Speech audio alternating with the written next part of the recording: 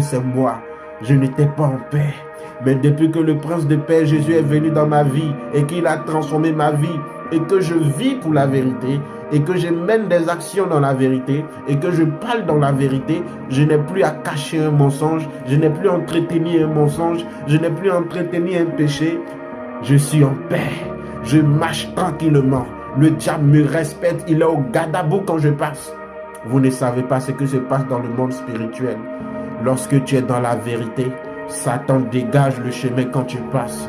Lorsque Jésus partait à Gadara, ce fou a dit, je sais qui tu es. Jésus a dit, tais-toi. Satan sait qui nous sommes.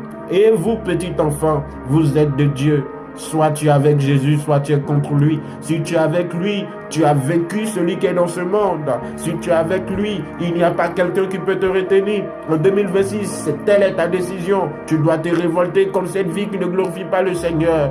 Salomon, dans toute sa gloire, a dit que c'est-il un homme de gagner le monde s'il perdait son âme. Salomon a dit, quel est cet héritage que nous bâtissons dans la ruine et que d'autres mains viendront en profiter. Frères, parents, en 2026, tu dois éduquer tes enfants dans la vérité. Aujourd'hui, de plus en plus de jeunes sont délinquants, sont sortis de route parce qu'il n'y a plus d'éducation. Les parents veulent laisser des héritages, veulent laisser des carrières, mais ils ne prennent même plus la peine d'éduquer les enfants dans la vérité. Quelle est la vérité que tu laisses entendre tes enfants? Quelle est la vérité que tu aimes attendre? Quelle est la vérité? Tu n'es pas mieux que quiconque. Ça, c'est la vérité.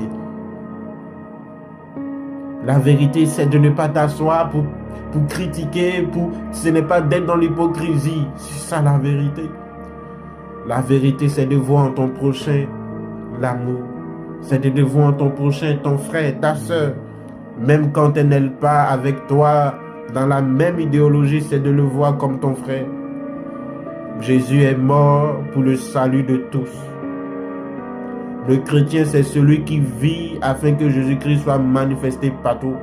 Et comme je dis aux gens qui sont plus proches de moi, je leur dis, Jésus a dit dans sa parole, voici,